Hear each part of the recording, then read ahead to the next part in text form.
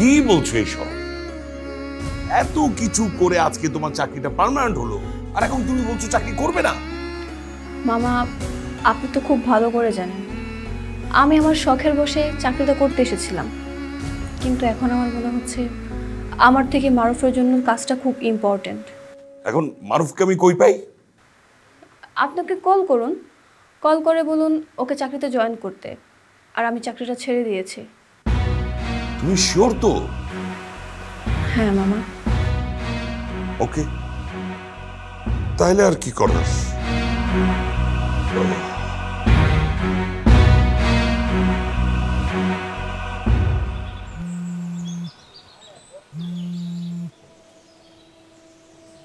আসসালামু আলাইকুম স্যার। ওয়ালাইকুম সালাম। মারুফ, কি অবস্থা? এই তো স্যার, ভালো। শোনো, তোমার জন্য একটা গুড নিউজ আছে। কি খবর স্যার? তোমার চাকরি পার্মানেন্ট হয়ে গেছে। আরে মৌসুমী চাকরি ছেড়ে দিচ্ছে, আমরা তোমাকে পার্মানেন্ট করে নিব। চাকরি ছেড়ে দিয়েছে কেন? সেই কথা আমি তোমাকে পরে সব বুঝিয়ে বলবো।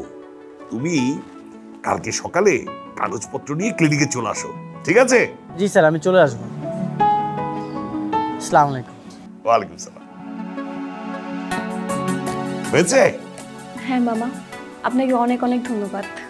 আমি তাহলে এখন আসি। আচ্ছা, যাও। জি, আসসালামু আলাইকুম। ওয়ালাইকুম সালাম।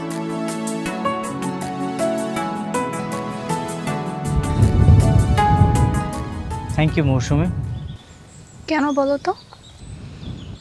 চাকরিটা আমার সত্যি সত্যি অনেক দরকার ছিল। এখন আর কোনো টেনশন কাজ করতেছে না। Thank you. তোমার খুশি দেখে আমারও খুব ভালো লাগছে। আচ্ছা, সেই খুশিতে আজকে আমি তোমাকে ট্রিট দেবো। কি খাবে বলো? সে তো খাওয়াই যাবে, কিন্তু তার আগে তোমাকে একটা কথা জিজ্ঞেস করতে চাই। হ্যাঁ বলো। তুমি তো একদিন বলেছিলে চাকরি বাদ দিয়ে তোমার বাসায় বউ হয়ে থাকতে। এখন তো আমি তোমার জন্য চাকরিটা ছেড়ে দিয়েছি, তারপর বলো অফারটা কি এখনো রয়েছে? সে যদি রাজি থাকে আমার কোনো আপত্তি নেই। আমি তো বউ হবার জন্য রেডি। এবার কোনো ধান্দাবাজি না, একদম মন থেকে কথাটা বলছি। মানুষের চোখ দেখলেই বোঝা যায় তার মনের কথা। তোমার চোখ বলছে তুমি হবে আমার ভালোবাসার মানুষ। তুমি আমাকে তোমার করে নেবে তো? না নিয়ে কি উপায় আছে? সে একটা থাপ্পড় এখনো বাকি থেকে গেল না। কি তুমি এখন আমার সাথে খোঁচা মেরে কথা বলছো, তাই না? একটা